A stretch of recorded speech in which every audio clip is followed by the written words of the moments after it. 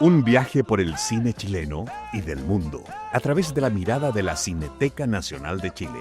Bienvenidas y bienvenidos a Efecto Cineteca, con Marcelo Morales y Ángela Godoy. Hola, hola a todas, todos, todes. Bienvenidos al capítulo número 16 de Efecto Cineteca. Estamos aquí con toda la energía en Radio UNIAC. ¿Con ganas de ir al cine? Revisa nuestra cartelera en www.cinetecanacional.cl. Somos Efecto Cineteca en Radio UNIAC. O visiones ligadas quizá a aspectos más oscuros y también clásicos de comedia, podría decirlo, porque tenemos Circus de Chaplin dentro de la programación. O sea, imagínate. O sea, los grandes comediantes quizás del cine tienen siempre un momento circo. Sí. Entonces vamos a dar una película de Chaplin, como dices tú, El Circo, una de mis películas favoritas de Chaplin. Uh-huh. ¿Tú sabías que a Chaplin no le gustaba esa película? ¿Qué? No es la única película que nos nombra en su autobiografía. ¿En serio? Sí. Oye, y también vamos a tener a Cantinflas. Sí. O sea, imagínate las estrellas que están llegando voy a decir a la que Cineteca. En esa película de Cantinflas actúa Gloria Lynch, que era una actriz chilena que se había ido a México a probar suerte, y ese fue su gran protagónico en su momento mexicano. Había trabajado con Coque Delano en Escándalo antes. Mira, siempre todo conectado aquí en Efecto Cineteca. Siempre algo tiene que ver con Chile. Sí. Y el otro tema, que va a ser parte de nuestra primera invitada después del bloque musical, vamos a hablar de un ciclo de películas con accesibilidad universal que vamos a dar en nuestras salas todos los sábados de este mes.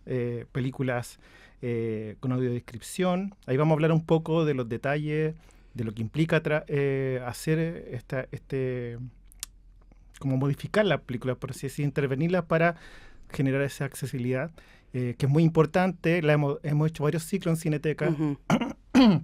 Y lo que a mí me gusta de esos ciclos es que no solamente va gente que a veces no tiene idea, cree que va a ver la película sin audiodescripción y se sorprende, ¿no? Sale como más gratificada de la función. Sí, yo recuerdo también que en las funciones que hemos tenido de este tipo de películas también permite fijarse en cosas que una no se fijaba antes. Claro. Poner más detalle y también entender el desafío que hay detrás de hacer una audiodescripción, trabajar la lengua de señas, y siempre, por supuesto, que es divertido ver cómo ciertas palabras se dicen en lenguaje de señas. Que son momentos dignos de meme, pero en el fondo que nos permiten descubrir también otra parte de nuestro lenguaje para quienes estamos más lejanos a esa área. Y tener conciencia de que finalmente son públicos que también disfrutan del cine, y que es valioso que existan instancias de reunión, de donde se convoque a estos públicos que generalmente no sé, ahora las plataformas igual están teniendo autodescripción en algunas películas, pero no es tan masivo aún, y bueno, es importante incluir esos públicos, pensar en esos públicos, y vamos a hablar un poco de eso, de un gran proyecto que ya lleva casi 10 años funcionando con películas chilenas que le agregan audiodescripción. Sí, hoy día pensaba que Efecto Cineteca, nosotros somos un podcast muy dedicado al cine chileno, porque hay muchos podcasts de cine, pero pocos donde abarquen el cine chileno como lo estamos haciendo nosotros aquí. Y hoy día hablar de cine chileno e inclusividad y todo el reto que hay detrás de eso, se viene. Y bueno, vamos a ir al primer corte musical ya, ¿o no? Ya, pues, vamos al primer corte musical. ¿Quieres presentar tú la canción, Marcelo? Sí, porque vamos a hablar un poco es parte de las películas de este ciclo que estamos comentando. Vamos a escuchar El Ring del Angelito, pero en una versión donde canta Ángel Parra, toca Álvaro Enríquez, y está Angelito Parra y Javiera Parra. O sea, puras estrellas. Sí. Así que vamos con El Ring del Angelito en Efecto Cineteca.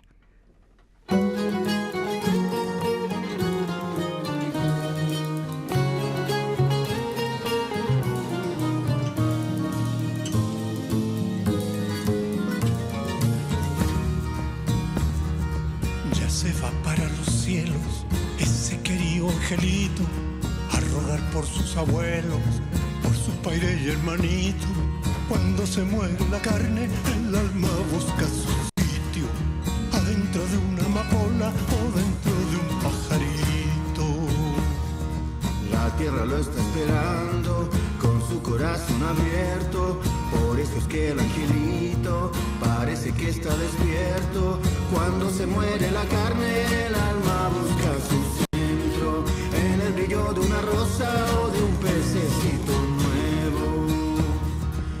En una cuna de tierra lo arrullará una campana, mientras la lluvia le limpia su carita en la mañana. Cuando se muere la carne, el alma busca su diana, en los misterios del mundo que le ha abierto su ventana.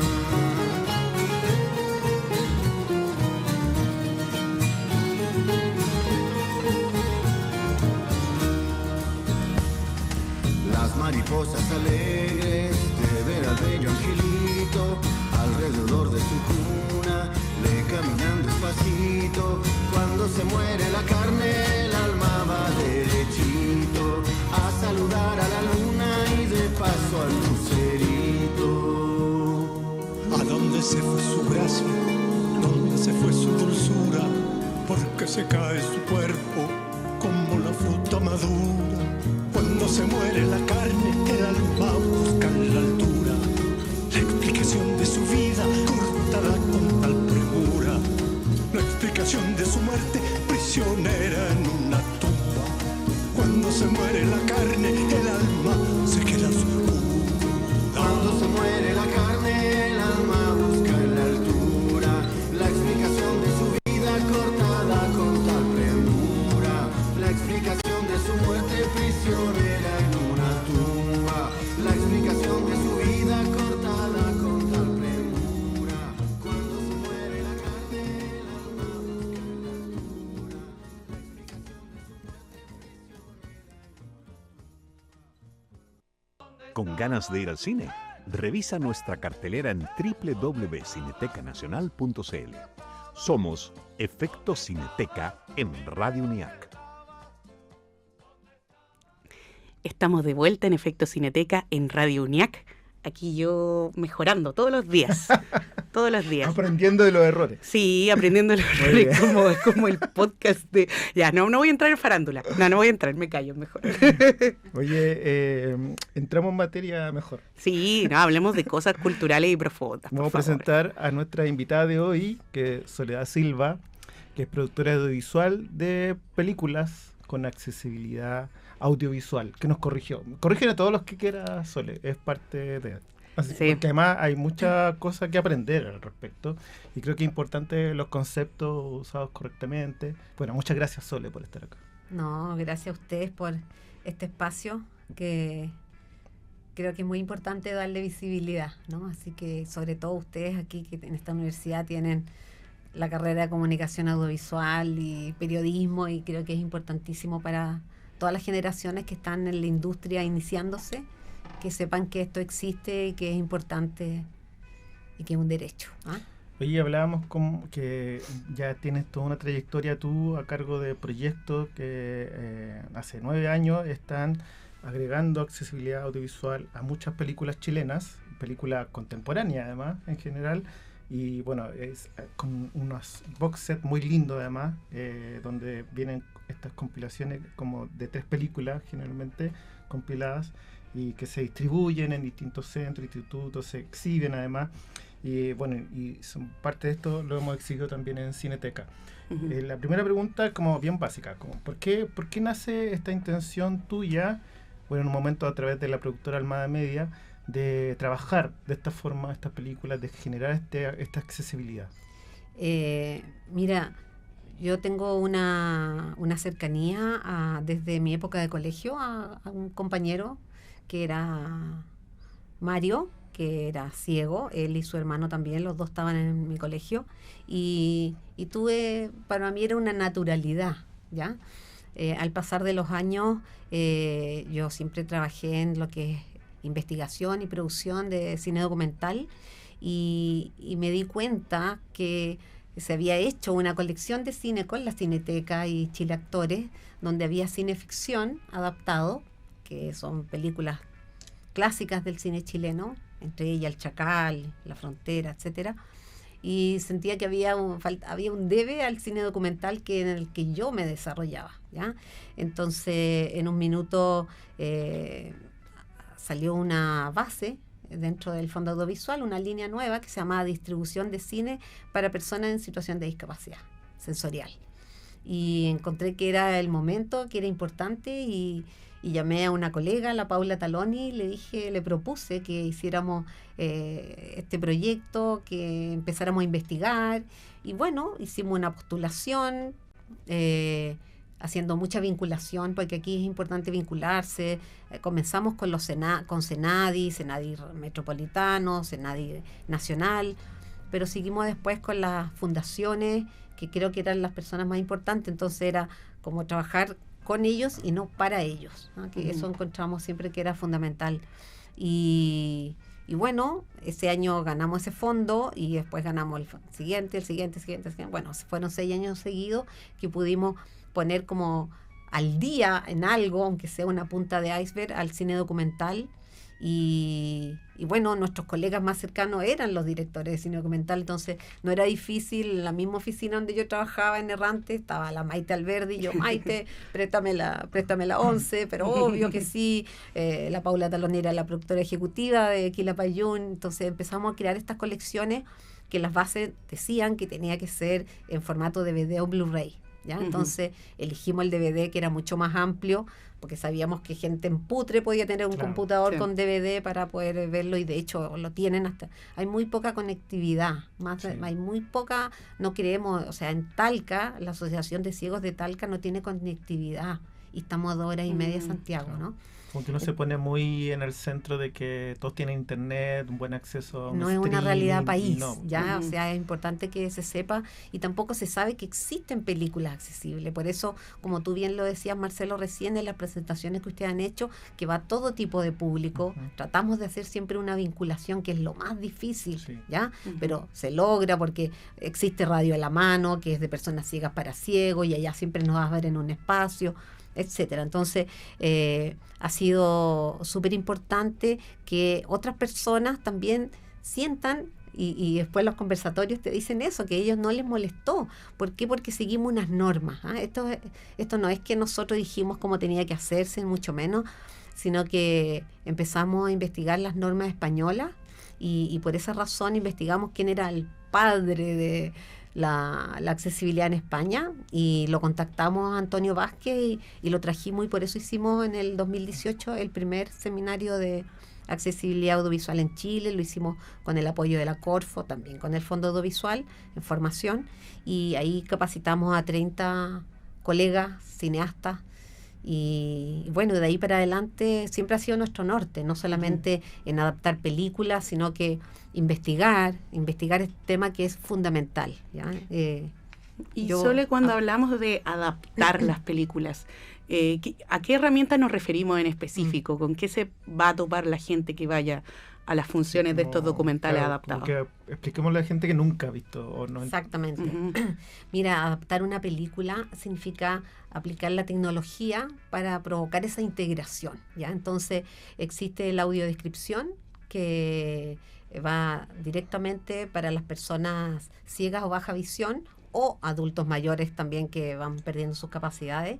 Entonces está la audiodescripción, es una locución paralela, es un guión paralelo que se crea a la película, que se integra, y por eso es lo más complejo de todas las herramientas, es la audiodescripción, porque en los espacios de silencio de una película tú no interrumpes diálogo, ¿ah? Y eso lo agradece, porque seguimos esa norma, y eso nuestro público lo agradece en ese sentido, de que se sintieron que la película la comprendieron. Nosotros no esperamos que vean una película igual que nosotros, ¿ya? Pero sí que la puedan disfrutar y comprender, que eso es lo más importante. Entonces, y claro, se respeta la obra original también. No, completamente, completamente. Ahí existe una cantidad de perfiles que les puedo hablar del audio de la persona que hace el guión, no el guionista.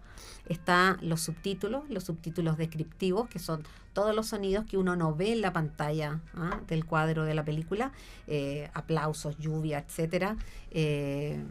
Existe también los subtítulos de diálogo, que ya sabemos, closed caption, que están en todas las películas, en todas las plataformas ya.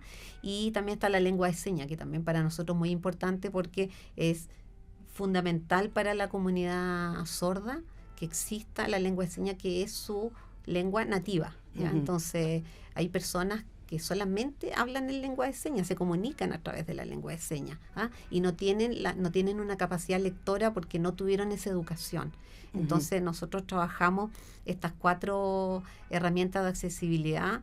Claro, las colecciones aprovechan más la tecnología porque son físicas y tienen código QR, y tienen diseño táctil, y tienen braille, y tiene menú inclusivo, etcétera, etcétera. Pero esas más o menos son las herramientas, no sé si quedan... Sí, Sole, y porque hay una cosa que siempre ocurre cuando se establecen algunos planes de inclusividad, por ejemplo, urbanos, que se dice, bueno, ahora estación de metro tiene una guía, audioguía para ciegos. Y es como, el ciego, ¿cómo va a saber dónde llega a ese botón que activar? Entonces, como siempre está pensado igualmente para gente que ve o escucha esta instancia, y no hay una incorporación de que ellos finalmente ayuden a ese diseño.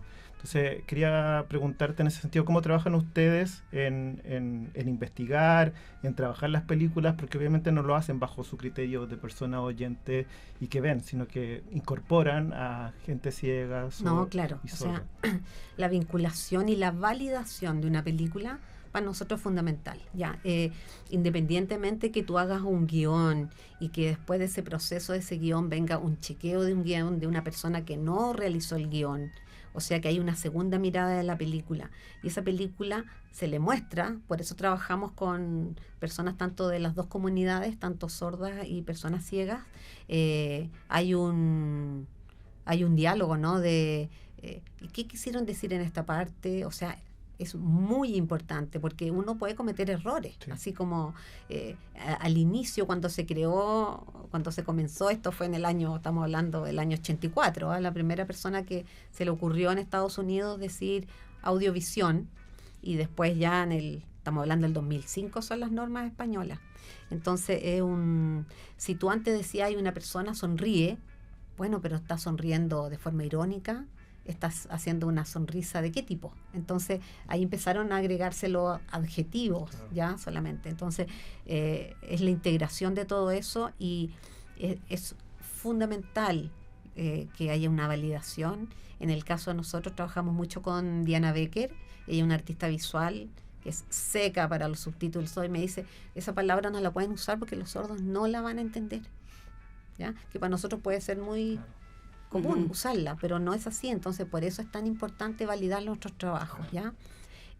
Yo no sé si ya que estábamos hablando de la audiodescripción, podemos compartir un tráiler de una de las... Me parece excelente idea. Entonces vamos a escuchar un tráiler. Sí, claro, mira, hay una colección que no es la única que no es de cine documental, pero la teníamos muy importante, que sabíamos que en Chile había ganado Historia de un oso, había ganado un Oscar, y como no tiene diálogos, la comunidad ciega no tenía idea de qué se trataba. ¿Puedes sacarla? Es la del medio. Y entonces yo sabía que había esta como necesidad, urgencia de la comunidad ciega, que quería saber. Bueno, fue un trabajo bien importante que hicimos con Pan Robot y con todos los directores de esa colección, que está Amucha, está Cantar con Sentido, pero Gabriel Osorio y Pato Escala, sin conocerme porque yo vengo del cine documental, claro, pero le tiré como toda la carne a la parrilla, y hubo muchas personas que nos apoyaron, que nos unieron. Yo le dije que yo le iba a cuidar su oso, y bueno, el lanzamiento lo hicimos con ellos y fue algo maravilloso, sí. ¿Ya? Y entonces yo quería compartir con ustedes el tráiler de Historia de un oso, y para que lo escuchen, ya que estamos también en una radio, es importante que el que está escuchando al otro lado pueda incluso cerrar sus ojos y ponerse en la situación de una persona. Sumergirse en esta experiencia. Exactamente. Ahí vamos a escuchar entonces el tráiler de Historia de un oso.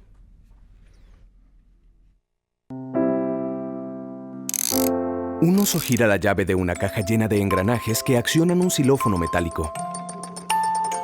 Bear Story. Historia de un oso. Ganador de un Oscar al mejor corto de animación. Un osesno camina de la mano de un oso, se detiene y mira al oso de la campanilla. El oso mira a los Sesno. El oso gira la llave del cubo. Mueve la manivela. Se abre la parte delantera del cubo, mostrando una ventanilla redonda por el que mira el osesno. Dentro, los engranajes forman un jardín metálico con los muñecos de la familia oso sobre él.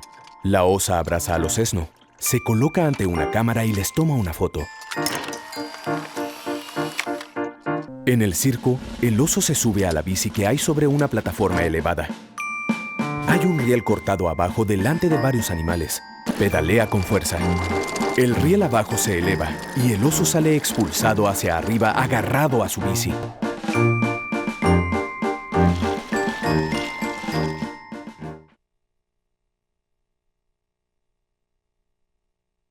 Bueno, estamos de vuelta después de escuchar el trailer de Historia de un oso.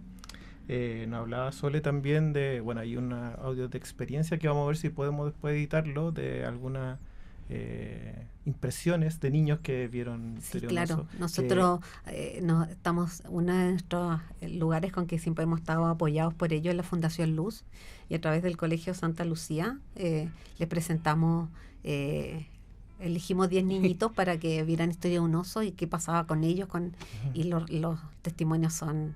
Sí, o sea, tiene que salir desde ellos, ¿cachai? De la importancia de esto, más que de nosotros. Bueno, y ahí se ve como en concreto el efecto que provocan estos trabajos que usted hace.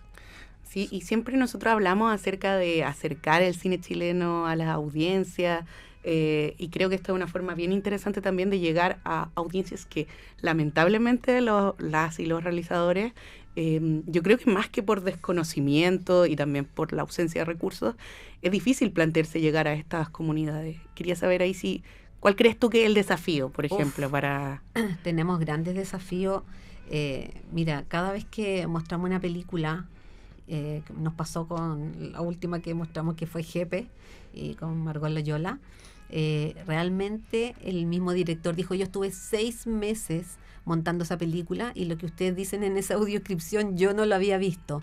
Y él decía, ¿por qué esto no existió antes? ¿Por qué esto no es un derecho que cualquier persona que haga una película tenga una adaptación para toda la comunidad? Entonces, nosotros llevamos 9 años en esto, sabemos que es una punta de lanza, sabemos que no es fácil, porque hemos tratado de llegar a los ministerios para que no bajen esas líneas, que las bajaron, esta línea de distribución se bajó, lamentablemente. Después hubo un periodo también que las películas que postulaban a producción tenían que tener la obligatoriedad de ser accesibles, pero tampoco había un protocolo de entrega, entonces había una caja en el fondo audiovisual llena de pendrive, donde no había un protocolo de entrega, nadie sabe si lo que está ahí se hizo bien o no, pero si no tenías una accesibilidad, tu película quedaba fuera de evaluación. Entonces hay tremendos desafíos. Tenemos nuestra mirada en España porque ellos ya llevan tantos años haciendo esto. Estamos también queriendo hacer este 2026 el próximo seminario de actualización, porque se están actualizando las normas en España en este minuto. Y queremos volver a hacer el seminario. Ya tenemos el apoyo de la Corfo, también tenemos el apoyo del Centro Cultural de España, y para seguir capacitando a directores, a colegas. Bueno, vamos a recordar que este ciclo que vamos a empezar desde este sábado 6 hasta el sábado 27. Nos vamos a saltar el sábado de Fiestas Patrias, obviamente. Por razones obvias. Con la cabeza puesta en otras cosas. Entonces vamos a hacer el sábado 6 a las 5 de la tarde. Vamos a dar Calafate Zoológicos Humanos de Hans Mulchi. Después el sábado 13, Violeta Existe de Rodrigo Avilés. Y finalmente el sábado 27, Folclore Imaginario, Jepe y Margot Loyola. También todo esto a las 5 de la tarde en el microcine de la Cineteca, totalmente gratuito. Sí, no se lo pierdan porque fue un placer adaptar esas películas. La particularidad que tiene cada película es lo que hace diferente, ¿no? Que se aplica. Si las de Hans tienen idioma, tienes que trabajar con voice over, con locutores de distintas voces, etcétera. Cada película tiene su particularidad, pero estas 3 son joyas del cine chileno, así que los invitamos a todos para que asistan, lleven a su familia. Y no solo como tú lo decías, para las personas con discapacidad sensorial, ¿lo estoy diciendo bien? Muy bien. Ya, las personas con discapacidad sensorial, sino también lo que tú decías, pueden ser las familias o De eso se pueden trata. ser cualquier tipo de usuario, en el fondo cualquier tipo de persona Sí, claro. que quiera ver cine y que también que quiera aprender más sobre este mundo que es bastante complejo, pero muy enriquecedor. Así Oye, es. Sole, muchas gracias por venir acá al estudio de Radio UNIAC, a Efecto Cineteca. Gracias también por todo el trabajo que han hecho, por la persistencia también, porque, claro, no solamente está el trabajo de hacer la cosa en sí, sino que también de conseguir o de instalar la conciencia de que esto es importante que se haga, ¿no? Así que, bueno, muchas gracias por venir acá. Gracias a ustedes. Y los invitamos entonces a este ciclo en Ujú. nuestra sala de cine. Así es, y nos vamos con una canción. Vamos a escuchar al mismísimo Buddy Richard con Tu cariño se me va, un temazo que es parte de la película El regalo y que tiene que ver con la cápsula que vamos a escuchar, que tiene que ver con una gran actriz llamada Gloria Muchmayer. Así que pongámosle play, pues, vamos a la música en Efecto Cineteca.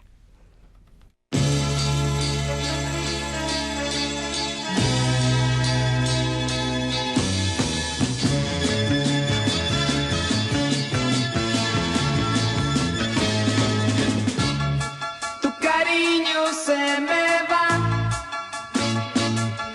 me va como el agua entre los dedos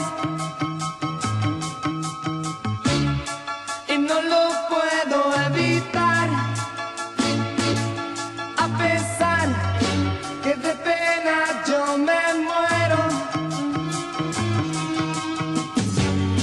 Era dueño de tu amor. Es mi culpa este dolor.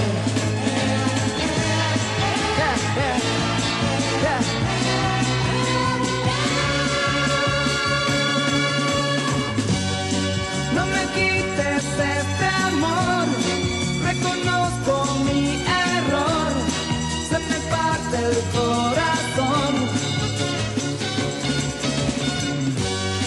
Sin tu amor no viviré y por siempre lloraré, recordando tu querer. Tu sonrisa se me va,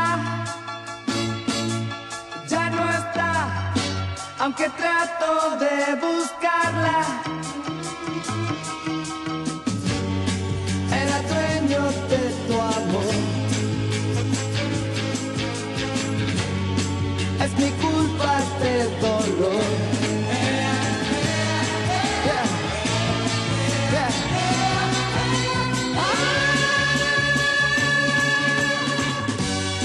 No me quites este amor, reconozco mi error, se me parte el corazón. Sin tu amor no viviré y por siempre lloraré, recordando tu querer.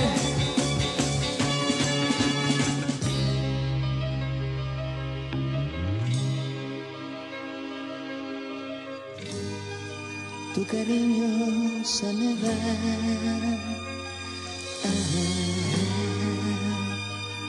se me va.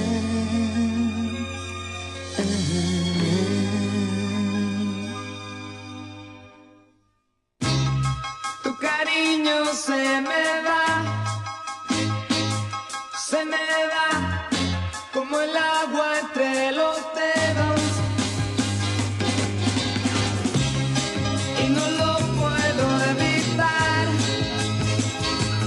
a pesar que de pena yo me muero. Tu cariño se me va, como el agua entre los... ¿Dónde está? En Cineteca Online encuentras más de 600 títulos para conocer las eras del cine chileno. Efecto Cineteca, aquí en Radio UNIAC. ¿Sabías que una de las actrices más importantes de Chile cumple 85 años este 2 de septiembre? hablamos de Gloria Muchmayer, un rostro inolvidable de la televisión, el teatro y el cine. El público la recuerda por sus villanas en telenovelas. Su personaje en Los Títeres inspiró el dicho popular peinar la muñeca, mientras que en el cine dejó huella con su rol en Imagen Latente, donde en apenas 7 minutos encarna una mujer que relata con escalofriante contención la tortura que sufrió en dictadura. Su capacidad de transmitir emociones de manera directa, cruda y sincera convirtió esta breve escena en una de las más impactantes del cine chileno. 2 años después, protagonizó La luna en el espejo, interpretación que la llevó a ganar la Copa Volpi en el Festival de Venecia, uno de los mayores reconocimientos internacionales para una actriz o actor nacional. En Cineteca Online puedes encontrar las películas El Rey de San Gregorio, Imagen Latente, Los Deseos Concebidos y Los Agentes de la KGB también se enamoran. Déjate sorprender por el talento de Gloria Muchmayer, la actriz chilena que con su fuerza dramática y versatilidad ha brillado en papeles intensos, conmovedores y cómicos. Estamos de vuelta en Efecto Cineteca, nuestro capítulo número 16. Ya indagamos en lo que estamos como sumergiéndonos en toda la programación de septiembre y ya hablamos de inclusividad, documentales, y ahora vamos a hablar de el mes del circo, porque aquí no es solo tiki tiki ti. Sí, estábamos hablando como de nuestros recuerdos de infancia, de ir al circo en este mes de septiembre, que es como muy característico, al menos en Santiago, que aparecen los circos, porque el circo siempre está transitando, moviéndose por todo el país, pero claro, al menos en Santiago, septiembre siempre está asociado al circo. Y bueno, una disciplina, un arte que ahora ha sido mucho más reconocido formalmente por el Ministerio de las Culturas.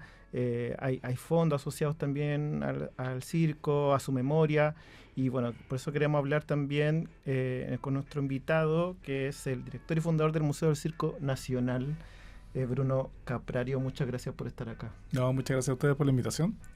Y bueno, hablábamos de que todo esto tiene que ver también con un ciclo que estamos haciendo del mes del circo, con muchas películas chilenas e internacionales, algunas muy conocidas, como en el caso chileno el Gran Circo Chamorro, y también hablamos de la de Chaplin, de Cantinflas, que también vamos a exhibir en nuestra sala de cine. Bruno, cuéntanos un poco del museo del Circo Nacional. ¿Dónde está? ¿Cómo nació esta idea de crear un museo en torno al circo? Uy, una aventura que hemos comenzado. Pero antes, ¿sabes qué? Ahora que nombraste las películas, caso anecdótico de la película del Circo Chamorro, fue grabada en un circo de la familia Carter. Entonces toda la primera parte que ustedes ven de la escena donde Chamorro vende la entrada y todo eso, sin hacer mucho spoiler, o sea, la película es solamente vieja, así que no estoy haciendo nada de spoiler. No. Es familia de circo, e incluso son las últimas actuaciones de grandes magos que habían en la época, incluso de artistas. Hoy en día hay muchos artistas que se ven en la película que ya son muchos ya mayores, con familia, con nietos y todo, así que es como una película que de igual forma tiene como parte del patrimonio del circense. O sea, no es nada set esto, pura realidad. Pura realidad, sí. Armar la carpa y todo eso. Qué bonito. Yo no sabía tanto detalle de ese sentido en relación a la película, que una película que además el tema de la frase, como el circo Chamorro, que alguien que hace de todo, nace a partir de esa película, pero ¿qué tan real es eso dentro de la tradición del circo? Vinculándolo con el museo, es completamente real. Es completamente. El circense, sí, por naturaleza, es tal cual como se muestra un chamorro. Hace de todo. O sea, desde que te corta la entrada, desde que te está vendiendo, desde que actúa en la pista. Lógicamente no se disfraza del león como en la película, pero sí hace de todo. Y a nosotros, como Fundación Circo Nacional chileno, que nacimos en el 2017 a base de todo el trabajo de patrimonio que estábamos haciendo, y nos dimos cuenta que había una parte fundamental que estaba perdiendo, que era el patrimonio circense. Pasa algo anecdótico en el mundo del circo y en la comunidad, que al minuto que fallece un circense, que es sumamente lamentable para nosotros, para la comunidad en sí, no fallece de a uno, fallecen de a tres. Ah, como en el campo. Claro, tal cual. En el periodismo también se dice eso, cuando muere alguien famoso, que después van a venir dos más. Claro, Sí. Primero empezamos como un chiste, ¿ya? Y después nos dimos cuenta que era cierto. Entonces, cada vez que fallece alguien, que automáticamente empezamos a sacar la cuenta. Y ahí nos dimos cuenta, oye, si se están falleciendo de a 3, estamos perdiendo mucho patrimonio de forma muy rápida y no estamos respaldando. Entonces, como nace la fundación con el fan de poder resguardar o salvaguardar un poco el patrimonio circense. Y justo nacimos en el 2017, no podíamos hacer mucho, porque justamente el presidente de la fundación, que es Germán Aguirre, ya junto a José Luis Belmar, ya a Keiko Chibuya, que formamos la fundación, ya estaba el presidente del Sindicato Circense de Chile. Ya, entonces no podía cumplir los dos roles, por lo cual nosotros optamos, como saben qué, paremos un poquito y después sigamos trabajando con la fundación.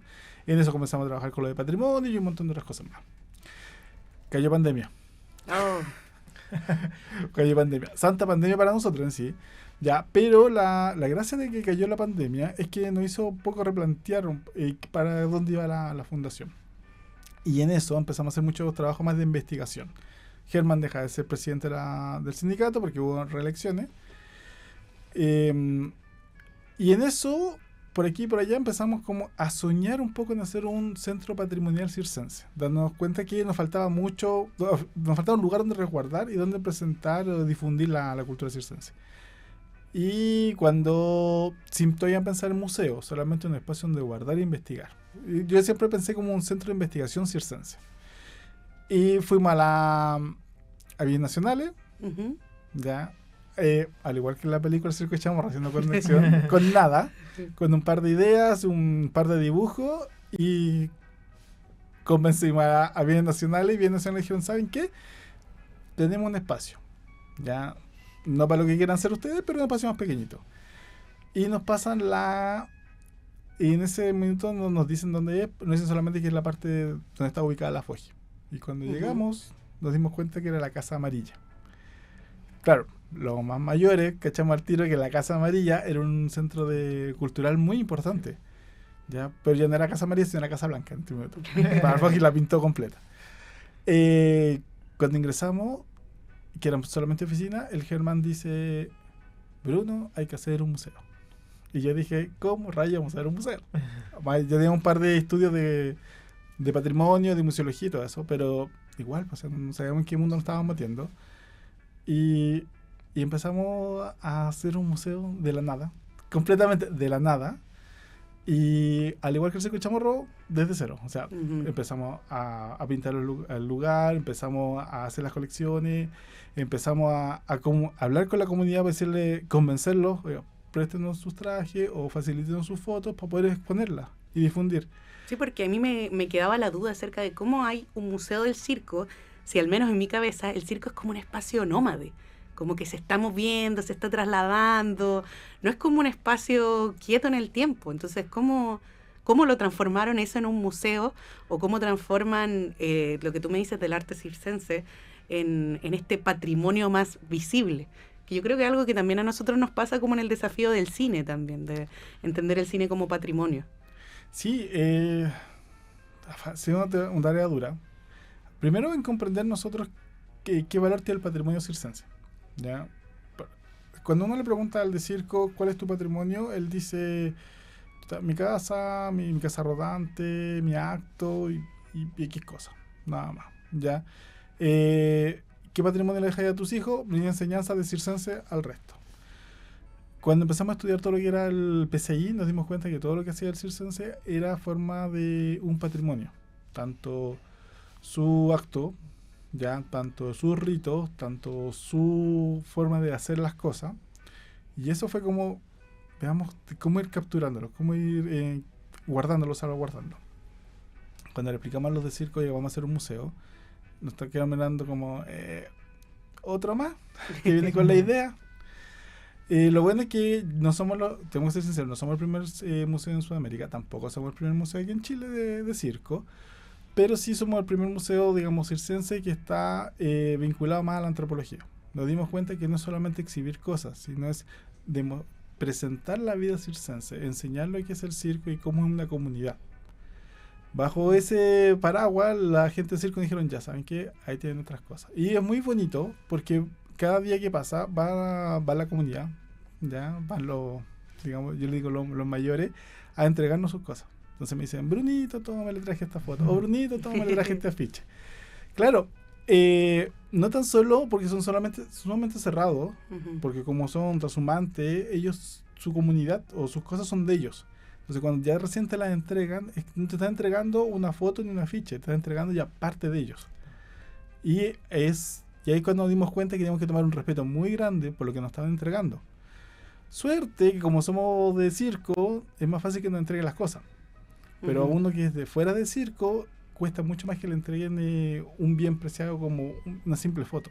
¿Y de dónde viene tu interés personal por el mundo del circo? De mi familia. Soy tercera generación de circo. Ah, ok.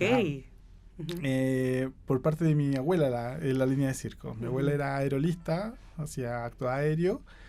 Principalmente era fuerte de esmeralda o cuadro fijo, que se le llama hoy en día. Y mi abuelo no era marino mercante. Entonces, la típica historia del que visitó, se enamoró de la trapecista, ya. Y ahí se quedó mi abuelo, nació mi padre. Espera, ¿tu abuelo se enamoró de tu abuela? Mi abuela, Tu abuelo era marino y se quedó en el circo. Sí, se integró a la familia circense. Claro. Mira, esa es una cosa muy bonita porque cuando estás en el circo tradicional, ya hay que dividir el circo tradicional y el nuevo circo. El tradicional, para poder ingresar a este mundo, es o casándote con alguien, o viviendo desde cero dentro del circo. Significa que llegaste, no sé, como un técnico o un empleado, ya, a parar tubos, a armar galería, y te fuiste quedando con el tiempo y formaste familia dentro del circo y eres ya aceptado como de la comunidad. O otra forma es como casándote directamente con alguien. El caso de mi abuelo, se casó con mi abuela en este caso. Y se quedó adentro, le gustó mucho lo que es el circo. Es muy gracioso porque mi abuelo, aún siendo marino mercante, ya siendo el mayor de su familia, ya fue mal mirado cuando se fue al circo. Incluso el hermano que venía después, que era mi tío Adolfo, lo desterró, digamos, de la familia. Ah, ya. No, es una división digno de teleserie. Esos son códigos usuales, como que siempre esas ideas que flotan siempre son parte de la vida de circo, lo que tú planteas. Claro. Son códigos internos. Sí, no, siempre es como ese código, o sea, te vas al circo y te fuiste en el circo. Ya, y casi siempre, si le preguntan mucho a los que se fueron al circo, casi la mayoría, no digo el 100%, pero por lo menos un 40% se destierran de la familia conocida. Bueno, al final nace mi padre, hijo único, ya. Mi papá nunca dio ni para ningún acto, ya. Dio solamente para payaso, pero no le gustaba el payaso, le gustaba la magia. A mi abuelo le cargaba la magia. Y en su minuto de rebeldía agarró y se fue haciendo magia de circo en circo en Centroamérica. Y al final, después volvió con mi abuelo nuevamente y después se vinieron a Chile. Por unas casualidades de la vida se regresaron a Chile. Porque mi papá estaba en Centroamérica, tanto en Centroamérica, y estaban muy bien no me acuerdo si en Honduras o en Guatemala, cuando siempre me cuentan. Y viene toda la época del sandinismo y tuvieron que bajar hasta a Sudamérica. Y en Sudamérica a mi papá se le acaba el pasaporte, estamos hablando del 74, llega a Perú, se dieron cuenta que no había hecho el servicio militar, devuelvas a Chile. Muchas vueltas. Claro, al final se llegó aquí en Chile y se quedaron aquí en Chile. Ya solucionaron sus problemas y todo. Y el mismo caso pasó con mi madre. Mi madre también entró al circo, siendo parte del ballet. Mamá nada de circo, ya es de campo. Y por esas casualidades estaban buscando trabajo de verano y entra a parte del ballet. Y se casa con mi padre y ahí nosotros nos quedamos dentro del mundo del circo. Y lógicamente, si mi padre era mago, yo tengo que ser mago también. así como que se hereda lo. Claro, no puedo cambiar otra cosa que ser mago. Además, tampoco me gusta ser ni de payaso ni tampoco estar arriba de los trapecios. Así que. Oye, Bruno, este último tiempo el circo justamente, que yo creo que va junto también como al proyecto de usted de consolidar a la actividad circense como como un elemento patrimonial cultural importante para el país. El año pasado se declaró al circo tradicional chileno como patrimonio cultural inmaterial, y ahora están postulando también a lo mismo, pero ya en la UNESCO. Entonces, ¿qué significa esos logros, como esos reconocimientos más oficiales para la actividad circense en Chile? ¿Qué es la impronta que le da a todo esto? A ver, si sale todo bien, estamos cruzando los dedos de verdad. En diciembre que nos den el título diciendo ya son parte del patrimonio de la humanidad. Para nosotros ha sido un camino largo en corto tiempo, porque ha sido de mucha presión. Sí. Ya en entender primero, esto lo comenzamos en el 2017 y entregar ahora que nos estamos postulando a lo de la UNESCO, ha sido trabajo de que en sí se demoran más de 20 años, nosotros sacarlo en un par de años. Ha sido un trabajo muy cansador, mucho de estudio, ¿ya? Porque era la única forma para que el circo fuera de alguna forma resguardado, ya los conocimientos. Y para el circense ser ya reconocido es como gratificante, no tan solo de que la gente te reconozca por un acto, sino también por lo que tú sabes. Entonces el circense se siente aún más, digamos, más como pavo real hoy en día, de ser parte del patrimonio, ser reconocido por un país. Ahora, si logramos ser reconocidos en digamos, de forma de la humanidad, en forma universal, seríamos el primer país en lograrlo.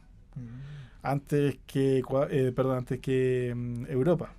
Y hay una rencilla entre Europa y Latinoamérica hoy en día por lo mismo, porque por lógica, siendo que el circo nace en Europa, ya digamos el circo moderno, el que conocemos, Europa no ha logrado poder consolidar esto de ser patrimonio de la humanidad. Y siendo un país, digamos, el último país del mundo, ya lograr ser parte de la humanidad como primer país que reconozca el circo, así va a ser sumamente importante. Y no tan solo de nosotros. Si nosotros al final abrimos la puerta buscando este huequito de patrimonio, le abrimos la puerta a Perú.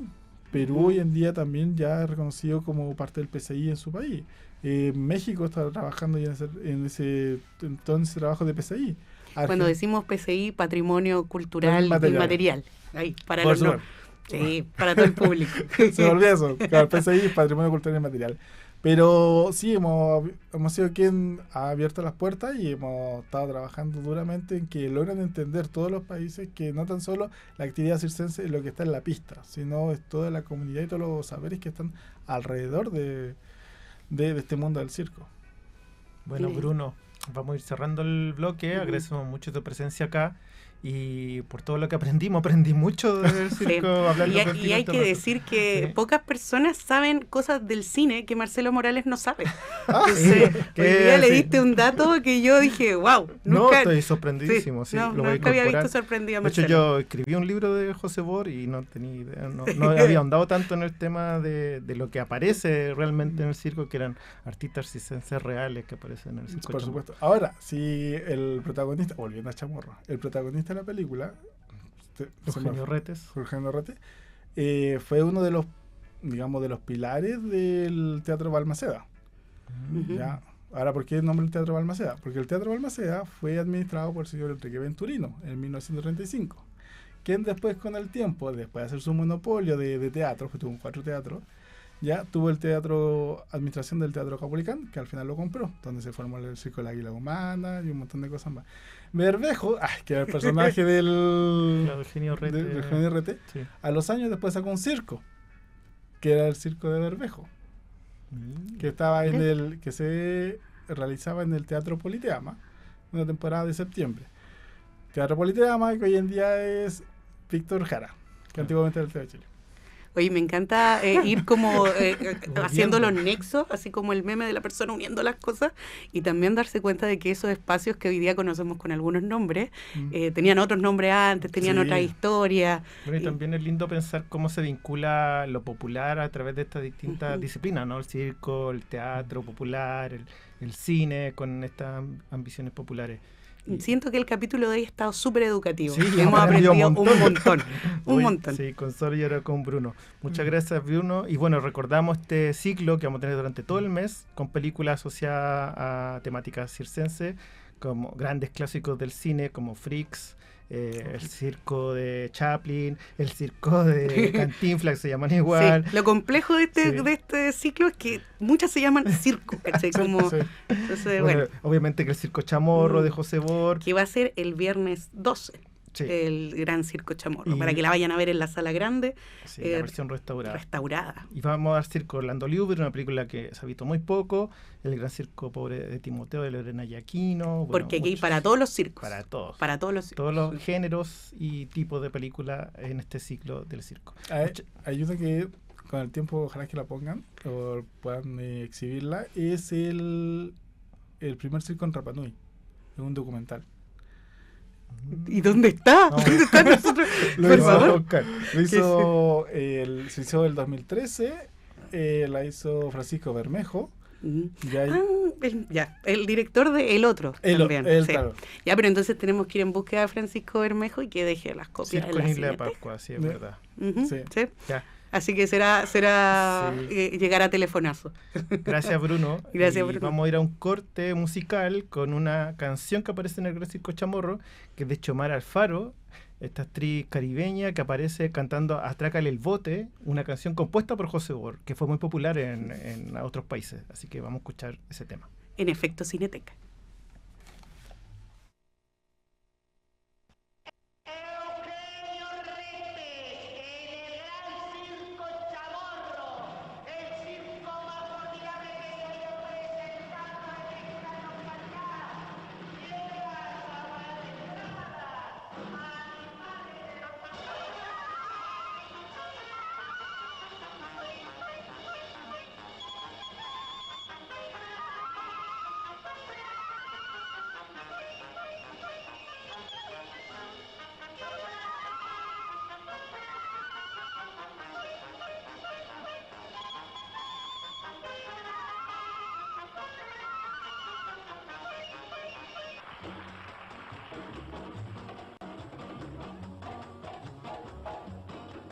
Desde Cuba llegó el botecito, desde México con ritmo distinto, pero iba con ritmo de chalupa. Este bote que es el made in Chile,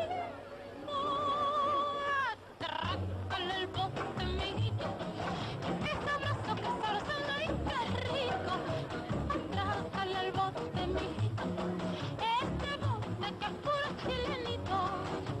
Ay, ay, ay, ay, anda y no llores. El bote que yo atraco está llenito de mi amor, amor que yo entregué al que robó mi corazón. Ay, ay, ay, ay, ay, ay, ay, ay. Atrácale el bote, mijito, este bote que es puro chilenito. Ay, este bote tan suave y tan bonito. Ay, este bote tan rico y sabrosito. Este bote que es puro chilenito.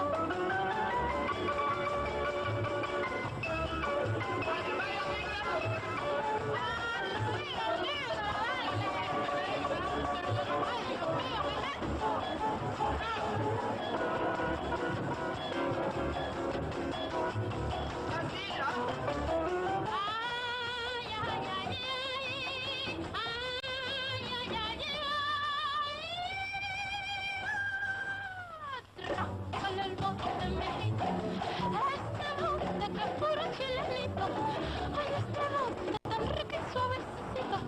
Ay, este bote tan rico y tan bonito. Este bote es puro chilenito.